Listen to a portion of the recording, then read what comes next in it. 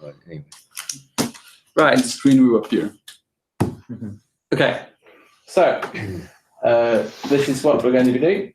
I'm going to recap streams a bit. If everyone's already done something with streams, then don't need to. But I assume people here have not actually written any streams code or read the standard or anything. So I will cover that briefly.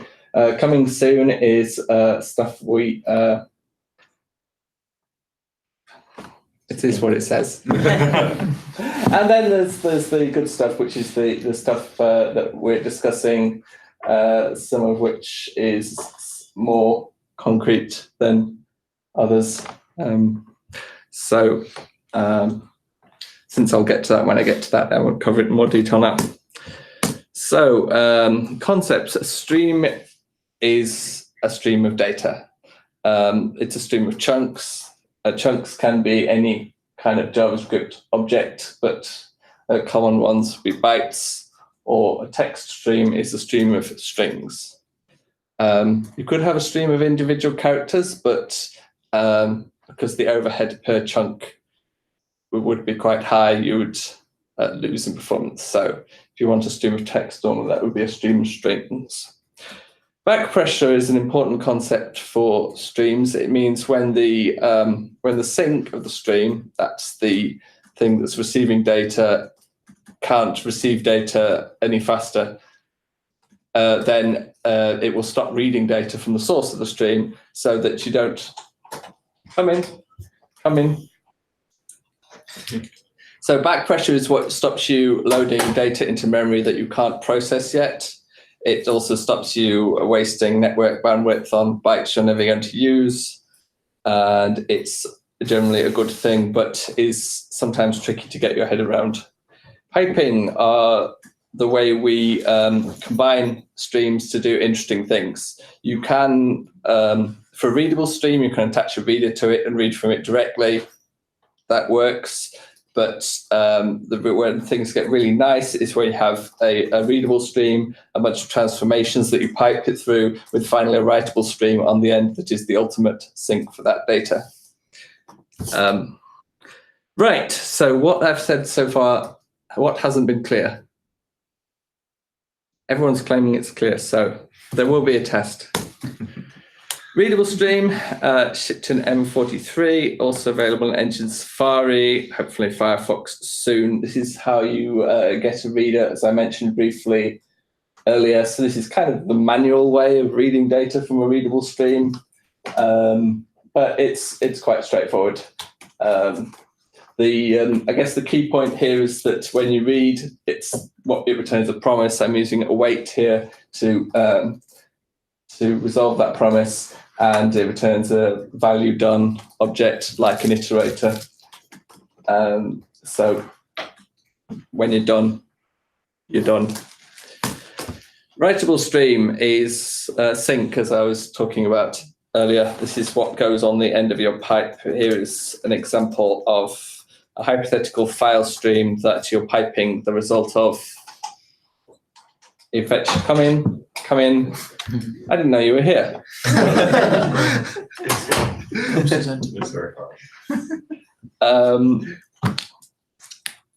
So yes, a file stream is an example. Don't actually have a real file stream in the platform, but you could make one.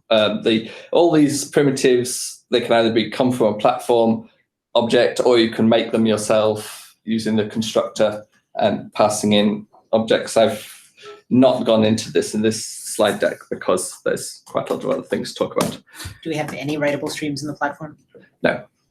But we will soon have transform streams, which are half writable and half readable. Yes, actually. So yeah, transform streams provide a nice way to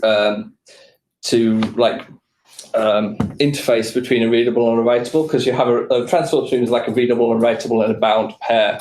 So, for example, for fetch upload, which isn't implemented yet, that takes a readable stream. But if you need a writable stream, then you could just create a transform stream, pass the readable side to the fetch call, and write to the writable side. Transform stream will, I guess, be the first platform supplied writable stream. Yes, come in. Right. We're still on the recap, so you haven't missed anything too important. Unless you don't know anything about streams, in which case... Keep going, we'll figure it out. Right, coming soon, text decoder stream. We have this almost sort of mostly specified now, although we only figured out the name of it a couple of weeks ago. But you've got a chunk of bytes coming from fetch often, and you want text. So what do you use? Text decoder stream. It's completely possible to make one of these yourself, and I have a polyfill that does it, but you're basically going to need this like every time you fetch bytes and you want text, so it makes sense to have it in the platform. Otherwise, everyone's going to be just polyfilling it forever. So it's really easy to polyfill wrong by not doing your unpaired. Yeah, it's really what's really risky is that you need to take into account that a byte can be split between chunks. So you have the first half of a Unicode character in one chunk and the second half in another chunk. And people get this wrong all the time. So yeah, that's another reason to have it in the platform, because if you get that bit wrong, you will have, your thing will appear to work, but every so often you get data corruption, which is like... And theoretically, we can get the performance gain by avoiding the JS calls. The long-term plan is to enable this sort of thing to be, this is designed so that it's not visible to JavaScript how this works internally when you're doing it through a pipe like this. So the idea is that we might be able to, for example, if your data was coming from a service worker, we might offload the transformation to the service worker. If both the source and the sink are platform streams, then we might bypass JavaScript completely for the whole thing. Or even do it on a separate thread or in a different process. The APIs give us a lot of flexibility of how we optimize this. So yeah, as Sarano-san said, having it as a platform primitive allows us to exercise those opportunities.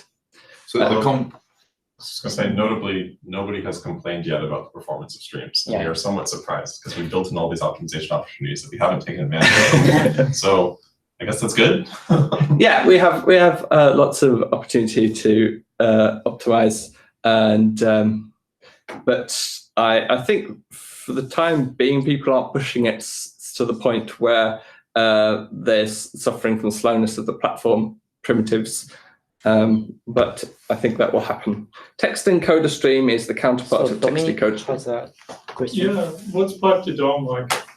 That's an imaginary thing. Although I'm going to talk about this imaginary thing a bit more in a bit. So also, people have built it. Like Jake built one, and there we have a demo, like where you can create these writable streams, as Adam was saying. So less of an imaginary thing, kind of a speculative. Yeah, like no standard pattern right now. Yeah, there were like 2 or 3 other questions, I thought. Oh, I was going to say the breakage case with doing your own polyfill for this was that a Unicode character split across 2 chunks? Exactly. Yeah. Okay. Yes. Though you can also do it with non-Unicode encodings, so you can also have like a shift-JIS character but split across 2 chunks. Don't do that. Right, async iterator support coming soon. Don't know when. It's kind of a trivial feature. You could come in if you want.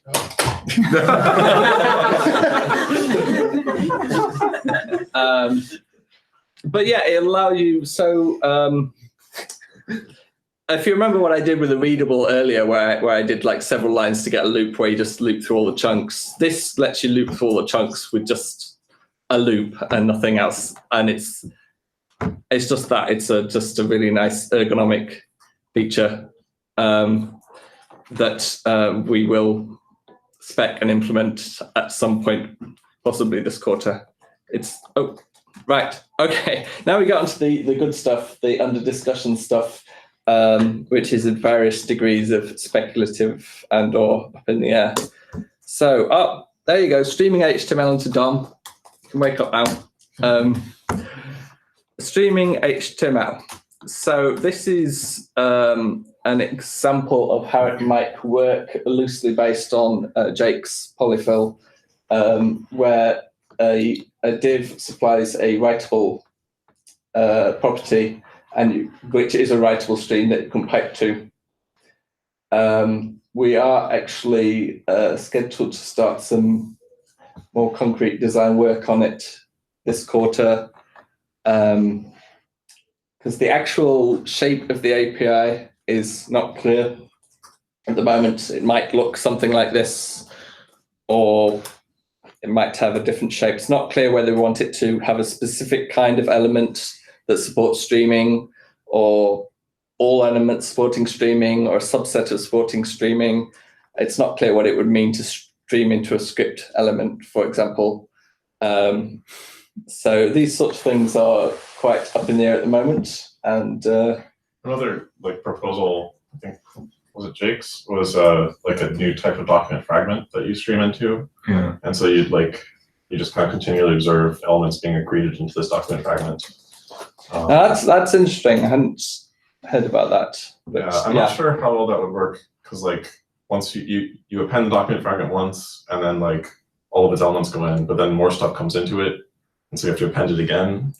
I'd say it was very sketch. Didn't really think too hard about it. GitHub is very excited about this, for example, because they they use a Rails technology, which is also somewhat popular, called Turbo Links, which is emulating client-side they do navigations by ajaxing the next page's content and then replacing their body with it, basically. And this is something a lot of apps do. It's built into Rails. And this has no streaming support right now, because XHR is terrible. And more generally, it's even if you use the existing Stream API, getting it into the DOM is not easy. So yeah, they're very excited about some way of doing this, and they have some interesting requirements. They want some way of noticing that the title tag was inserted, so that they can change the page's title using document.title. So I'm not sure how to do that exactly, but Mutation observer. right. Yeah. So another way of explaining this is that it's a streaming version of inner HTML. So hopefully the meaning is now clear. What it means to stream into DOM. You have HTML, which in this case would probably be coming from fetch, and you want to write it to DOM in a streaming fashion. So as chunks arrive, those chunks will be added to the DOM. The text will be visible immediately, without waiting and without jank. This has Moji backing. I don't know why, but It was across chunks. that's obviously what's happened. Yeah, transferable streams is a hot topic. So the idea is that you can transfer a stream using Postmessage, and so the original stream, the one in the source, becomes locked, and you can no longer write to a read for it in the source context. The destination then receives a stream that's actually a proxy to the source, so the destination can now read and write to that proxy as if it was a local stream. But the underlying sync, or the source, the transformer, is still executing the original context. So that means if it was defined in JavaScript, that JavaScript is still running in the original page or worker or wherever it came from. If it's a platform stream, then it's running wherever the platform wants it to. Chunks which are written or read from the stream are cloned or transferred automatically. So if you can imagine, if it's a readable stream and you've received it, if the stream has been posted to you from a worker, you read a chunk from it and it shows up, but actually the chunk originally came from the worker. Chunk was created in the source in the worker, and so it had to be transferred or cloned to get to you. If chunk's not clonable, then an error will happen. Probably the stream will become errored, but that's the general idea. Yes, come in. Are there any use cases this combined with the async the streaming DOM? I haven't actually thought about that, but that's an interesting idea because you could pipe from this directly into the DOM, and the browser could potentially do some interesting optimization in the background with regards to when the HTML parsing actually happens. That's really interesting. It's one of the things people are struggling with is creating content in a worker and then getting it onto the main thread somehow. This could be one way of doing that, although there are multiple other proposals. So I'm nervous about posting the whole stream. Like, it seems like it's going to be confusing which end of the stream you're actually posting. If someone's written something using the stream interface that's not a native stream, it just won't work. So yeah, you can post something written using the stream interface. The JavaScript still continues to run in the original context. So Postmessage would just recognize that the interface is present and build the pipe. So when we're, so basically it works, in the unoptimized case, it works the same way regardless of whether it's a native stream or a JavaScript stream. The data comes from the original context and is cloned into the new context. In the case where the platform's optimizing it, it can obviously move things around. But in the unoptimized case, basically a native stream and a JavaScript stream work pretty much the same way. There's the original object, which is now locked, so it can't be used in the original context. And there's a proxy object, which is what shows up in the new context and can be used as if it was the original object. It's not obviously wrong, but it's magic, and I've gotten bitten by implementing magic before. Yeah, I can. So I actually find it pretty intuitive because I find it like an analogy to an array buffer. So like you take an array buffer and you can like modify it all you want. But then you post message it and you transfer it. Now you can't modify it, but somebody else can like modify it over there. But it doesn't have this, or use it. Like the data just moved in that case. It doesn't continue to have effects on your world. Yeah, I guess effects, like, yeah, you could have side effects inside your transferred stream. I mean, the point of transferring a stream is that like someone writes it over here and then you read the other end over here, and that's. Yeah, can you describe what you mean by locked? Locked. Show the example. Next slide. Right. So this is the page in the worker. So this example creates a transform stream, which for each chunk runs the imaginary VP10 decode function on it, and then re-encodes it and enqueues it. So when we get to, this is the post message part that actually sends this back to the page. So when we do this, this transform stream will be locked. A transform stream has two properties, readable and writable. And how it works is you write into the writable, and then whatever you read out of the readable has been passed through this transform function. So when it's locked, that means you can no longer read from the readable or write to the writable. You can't get a reader on the readable, you can't get a writer on the writable, you can't set up a pipe. Anything you try to do to read or write to the stream will reject. And this is already a concept because when you pipe or when anybody gets a reader, nobody else can get a reader. So we say that it's locked. So the idea is like streams are like one consumer or one producer objects already. And in this case, we're just saying the platform is taking over the responsibility of reading and writing. So it's locking it. And we already have a similar function for the service worker. Service worker can, how to say, put a response to the page. Yeah, when you create a response from a readable stream, the same thing happens. The readable stream is locked, and then you can respond with that response in a service worker. And this is kind of like a generalization of that. Yeah, I'm still not understanding this example exactly. At some point, you need to write some data into the stream, right? The transform is kind of Go back to the next slide. Okay. I'll go to the next slide. Okay, this will help. Right. okay. Hopefully. So here we set up the stream. Work on message lets us get the stream back. So here we actually got the stream that was just created in the worker back, and now we call fetch.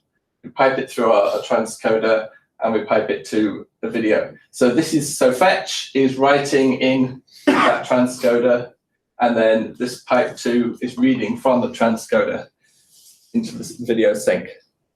And so what's really going on under the hood is that transcoder in this slide is a proxy to the transcoder in the worker. Like so reading from this will actually like say, oh hey, let me go over and ask the worker what data it has.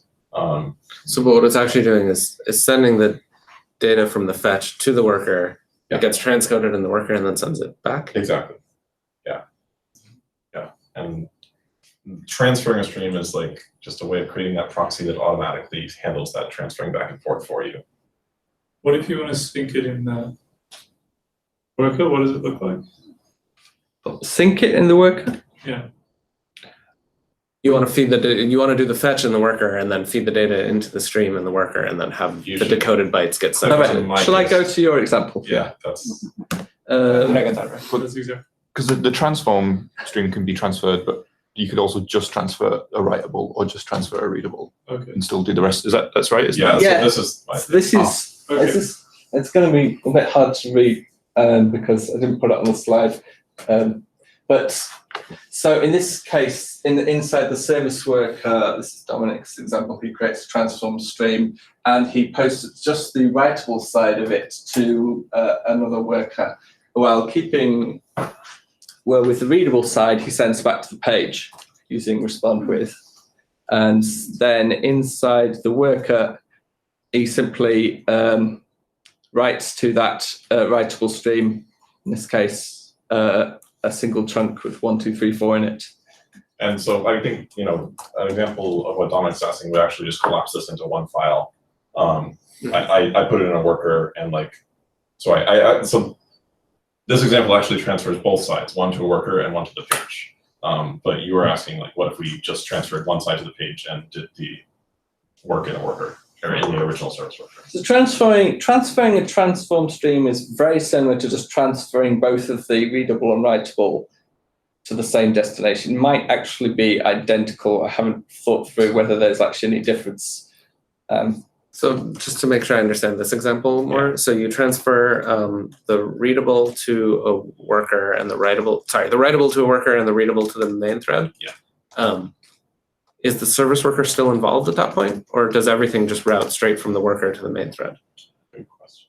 The service worker is still the one doing the fetch, right? So I think as spec, the service worker is involved. As spec, everything is proxied via the service worker, but it's a desirable optimization to not actually do that. And so my tentative plan is to make these transferred streams be Mojo pipes under the hood, because the Mojo system already knows how to take a Mojo pipe and sort of bypass the proxying part of it. And so if we can make these, for byte streams, if we can make them be Mojo pipes under the hood, then we can get that ability to bypass any proxying for free. That makes sense. The only question I have is whether we need something more explicit in the platform so that people, we can't do that if the service worker is doing something with the fetch data and then piping it through, right? So,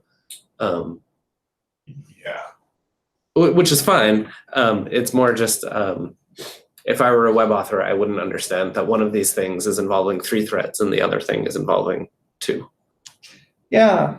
Just something to think about. I'm not actually Though, criticizing. if you only wrote code in 2 threads, then it's involving 2 threads. If you wrote some code in the service worker thread, then But the fetch is still in the service worker, right? yeah. I think authors could Maybe it just, shouldn't be. The fetch could be in the worker. I see. Yeah. But then think why are you authors- transferring the thing from the yeah, I service think worker in the authors first could place? write this so that the service worker was not involved to make it more obvious. Although I guess the respond So with for example, right, in this toWorker.js file, sorry, you scrolled Yeah. the wrong direction. If you did your fetch in here and did pipe to fetch, response.write.pipe to, then Then there's just 2 threads it would, involved. yeah, it would be pretty And the clear. The service worker is still there. It has to wire everything up. Yeah, Yeah. but as Adam says, like Mojo can just magically make Yeah. that disappear. Hopefully.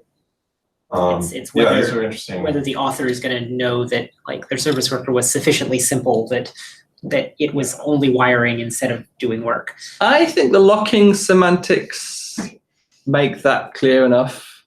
Like I think you would actually have to write some JavaScript code that like Oh, received the chunk as an argument Got it, and got did it. something to it. And in that case, it's like, yeah, of course it's gonna run because Locking makes it so that you can't actually do what I was originally describing. When, Yeah, when you that's- transfer the writable to the worker, you can't write to it anymore from this. Got it. Okay. Yeah. That actually makes sense. That addresses what I was wondering. Is there going to be some like .is locked on a stream to say whether or not? Yeah, there's dot locked on the stream, which tells you whether it's locked or not. Usually you don't actually need to access. Try get reader and Yeah. check whether the exception is thrown. Yeah. So I've actually not found that I needed to use dot locked because although usually you either know that you're receiving a locked stream or that you know that you're receiving an unlocked stream. It doesn't really make sense for someone to pass you a locked stream because you can't do anything with it. So, most of the time, just from the structure of your code, it's obvious whether or not it's going to be locked or not.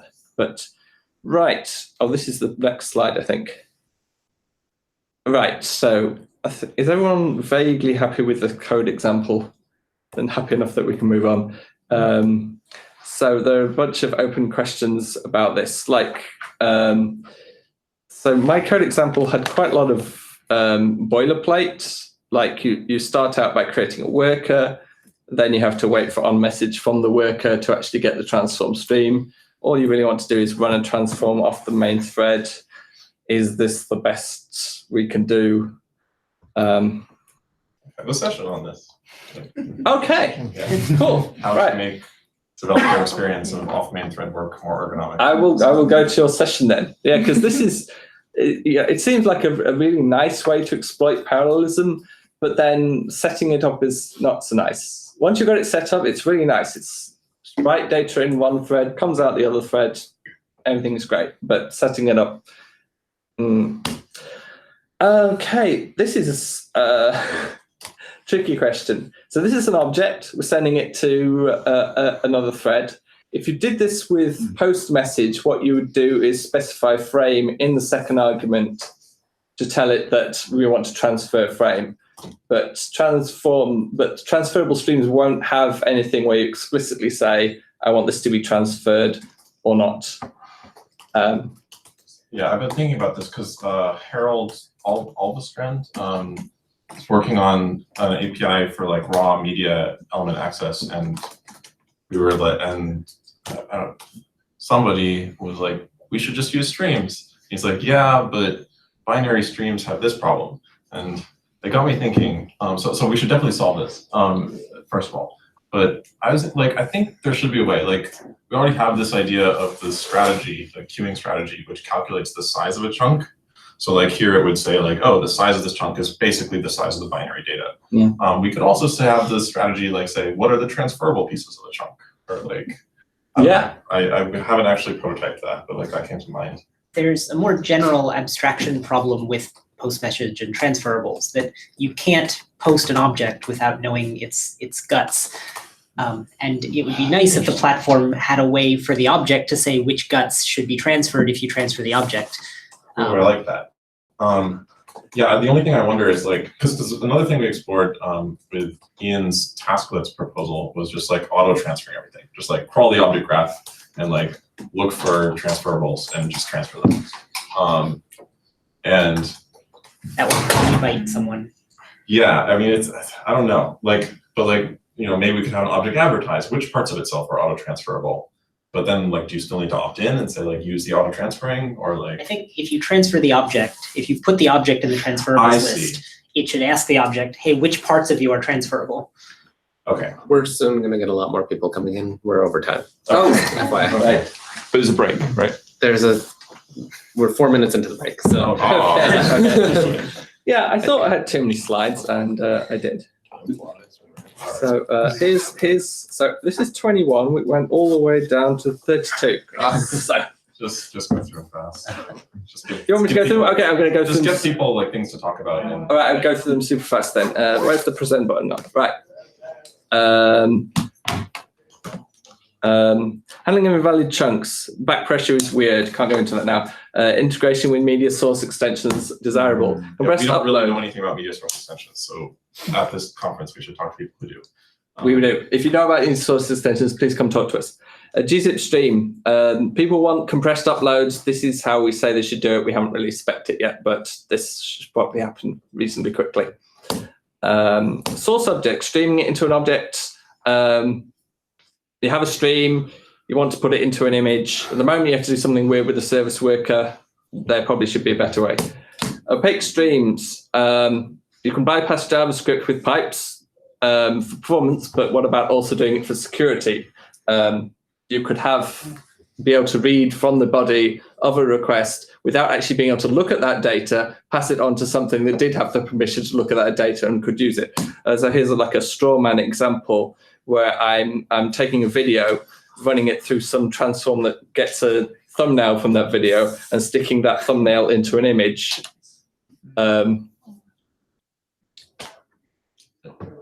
Good luck writing the thumbnail extractor. It's- like Yeah. MSC people asked us for this a long time ago, and then they stopped asking. So I don't know. It's So- great, maybe worklets, but Yeah, I mean, It's hard. there are many complications in doing this. But it's an interesting idea I want to put out there. And yeah, that's it. So we're done. Okay. Thank you, everyone.